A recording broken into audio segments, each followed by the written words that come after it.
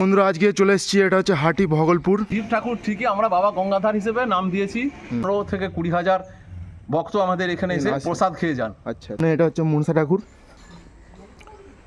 এটা হচ্ছে হরিমঞ্চ, নাম হাটি, হ্যাঁ, পোস্ট ভগলপুর, থানা কতুলপুর, জেলা বাঁকুড়া। আচ্ছা, এটা আপনার জগন্নাথের মন্দির।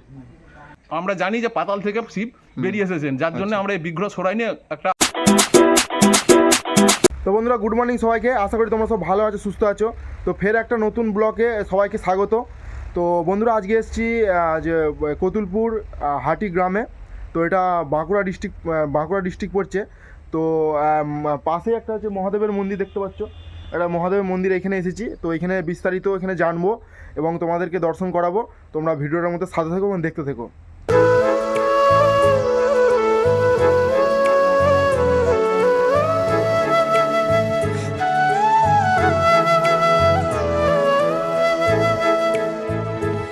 তো বন্ধুরা আমরা পৌঁছে গেছি, যেটা হচ্ছে পাতাল মহাদেব বলে। তো আপনাদেরকে আমি এখানকার স্থায়ী বাসিন্দা তাদের মুখে শোনাবো এবং দেখাবো। আপনার ভিডিওটা দেখতে থেকো এবং সাথে থেকো। তো বন্ধুরা আজকে চলে এসেছি, এটা হচ্ছে হাটি ভগলপুর। আপনারা এটা দর্শন করতে পারছেন। তো হাটি ভগলপুরের হচ্ছে মহাদেবের মন্দির, এটা হচ্ছে হরিমঞ্চ। এখানে হরিনাম হয়। তো পাশেই এই যে মহাদেবের মন্দির, এটা দেখতে হচ্ছে সত্যম শিবম সুন্দরম। এটা হচ্ছে কতুলপুরের হাটি তো নাকি হাটি গ্রাম, হ্যাঁ, কতুলপুর থানা। আর এটা হচ্ছে মনসা ঠাকুর, এটা এই সামনে, এটা হচ্ছে মনসা ঠাকুর। এখানেও মায়ের পুজো হয়। তো পুজোর সময় বিভিন্ন প্রান্ত থেকে সব ভক্তরা আসে মায়ের কাছে দর্শন করতে এবং মাকে পুজো দিতে। আর এটা হচ্ছে মহাদেবের মন্দির, পাশেই জগন্নাথের মন্দির আছে। তো তোমরা ভিডিওটার মধ্যে দেখতে থেকো এবং সাথে থেকো। এটা হচ্ছে এখানে এটা হচ্ছে হরিমঞ্চ। আর পাশেই হচ্ছে এটা আপনার জগন্নাথের মন্দির। তো এখানেই তো বাবার কাছে এখানে এসি এক ভক্ত এখানে স্থায়ী বাসিন্দার সাথে দেখা হয়ে গেছে। তো জেনে নেবো, তো এখানে স্থায়ী বাসিন্দার কাকার কাছে জেনে নেবো যে এখানকার সম্বন্ধে। তো তোমরা ভিডিওটার মধ্যে সাথে থেকো এবং দেখতে থেকো। বলুন, তো এখানে যে আপনি কি বলছিলেন যে বাবা শিব ঠাকুর ঠিকই আমরা বাবা গঙ্গাধর হিসেবে নাম দিয়েছি। বাবা গঙ্গাধরের মাহাত্ম্য হচ্ছে,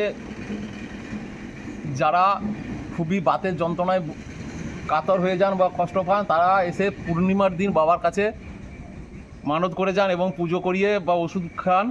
আমাদের পুরোহিত মশাই আছেন, প্রতি পূর্ণিমায় ওষুধ দেন। প্রতিদিন আমাদের এই নীতি সেবা পুজো চলে। পূর্ণিমাতে ওষুধটা উনি দেন এবং ওই ওষুধ যারা খান তারা অভ্যর্থ বাতের রোগ থেকে মুক্তি পান। আর এই প্রতিদিন নীতি সেবা চলে। আর মোটামুটি 11টার সময় হাজি পুরোহিত এসে পুজো করেন। আর এই জায়গাটার নামটা বলুন। জায়গার নাম হচ্ছে গ্রাম হাটি, পোস্ট ভগলপুর, থানা কতুলপুর, জেলা বাঁকুড়া। আচ্ছা। আর এই শিবের ইতিহাস হচ্ছে অনেক লম্বা।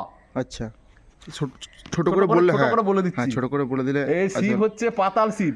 আগেকারের যুগে আমাদের এখানে জমিদার ছিলেন, মীর সাহেবরা, জমিদারদের জায়গা ছিল। জমিদাররা এখানে এসে গাছ কাটতে আসেন। গাছ কাটার সময় গাছের গোড়ায় কুড়ুলের কোপ লাগে এবং পাথর বেরোয়।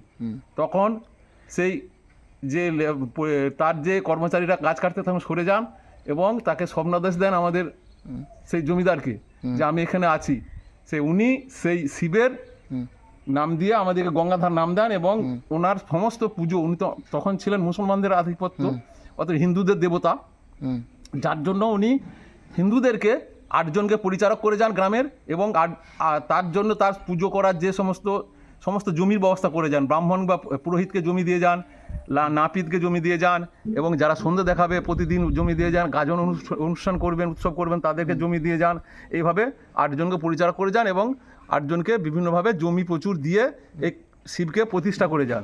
তখন ছোটোখাটো মন্দির ছিল, সেটা প্রায় 200 বছর 250 বছর আগেকারের কথা আমরা সব শুনে শুনে আসছি। তো আমাদের এই গত বছর বা আমরা মোটামুটি কিছু গ্রামের মানুষ পয়সা কালেকশন করে বা বালিখাত বা বিভিন্ন রকম ভাবে যে সমস্ত কালেকশন করে মন্দিরটা পুনরায় নির্মাণ করতে শুরু করি।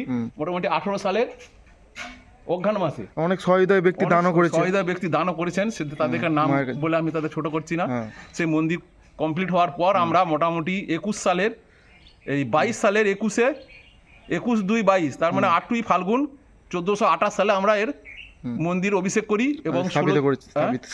হ্যাঁ, স্থাপিত হয়েছে, পুনঃস্থাপন হয়েছে। কিন্তু মন্দিরের বিগ্রহ আমাদের এখান থেকে সরানো যায়নি। আচ্ছা। এটা পাতাল শিব বলে। আচ্ছা। আমরা সেই আমরা জানি যে পাতাল থেকে শিব বেরিয়ে এসেছেন, যার জন্য আমরা এই বিগ্রহ সরাইনি, একটা ভালো রকম আচ্ছাদন দিয়ে ঢাকা দিয়ে মন্দিরের কাজ কমপ্লিট করেছি। এবং 16 জন ভট্টাচার্য দিয়ে আমাদের এই মন্দির অভিষেক করানো হয় ওই 8ই ফাল্গুন 1428 সালে বা 21/2/2022। সেইভাবে আমাদের চলছে এবং মোটামুটি 15 থেকে 20 হাজার ভক্ত আমাদের এখানে এসে প্রসাদ খেয়ে যান আচ্ছা। ওই অভিষেকের দিন 8ই ফাল্গুন। তারপর চলছে, এবার গাজন করানোর আমাদের সামর্থ্য এখন হয়নি, গাজন হবে 1 বছর মধ্যে, গাজন হবে, প্রোগ্রাম চলছে সামনের বছর। এই বছর আমরা এই যে হরিমঞ্চ এবং এই জগন্নাথের মন্দির কমপ্লিট করছি বলে আমরা এখন গাজন করার সামর্থ্য করতে পারছি না, তাই তো অর্থ বিভিন্ন দিকে কালেকশন করে করতে হবে। এই হচ্ছে আমাদের এই বাবা গঙ্গাধারের ইতিহাস। অসংখ্য ধন্যবাদ আপনাকে এত কিছু বলার জন্য বাবার। তো আমাদেরও জানা ছিল না, অডিয়েন্সও জানলো। অসংখ্য ধন্যবাদ আপনাকে। আমরা যতটুকু জানি আর কি ততটুকু আমরা। বন্ধুরা, বাবা গঙ্গাধরকে আপনারা দর্শন করলেন। এটা হচ্ছে বাঁকুড়া জেলার কতুলপুর হাটি গ্রামে। তো আপনাদেরকে তো সমস্ত কিছু এখানকার লোকাল যে স্থায়ী বাসিন্দা তাদের মুখ থেকে আপনাদেরকে শোনালাম। আর যারা নতুনরা ভিডিওটা দেখছেন তাদের কাছে আমার অনুরোধ, চ্যানেলটিকে সাবস্ক্রাইব করে রাখো, আর ভিডিওটার মধ্যে একটা লাইক অবশ্যই দিও। আর হর হর মহাদেব তো কোনো কথাই হবে না বন্ধুরা, হর হর মহাদেব অবশ্যই লেখো। বন্ধুরা, আপনাদেরকে তো জানালাম, এখানকার স্থায়ী বাসিন্দার মুখে আপনারা জানতে পারলেন এবং বুঝতে পারলেন এখানকার সম্বন্ধে বিস্তারিত। তো ভিডিও এখানেই শেষ করছি। তো ফিরে আসছি ফের একটা নতুন কোনো ভিডিও নিয়ে। ততক্ষণ তোমরা ভালো থেকো, সুস্থ থেকো। হর হর মহাদেব, জয় শঙ্কর।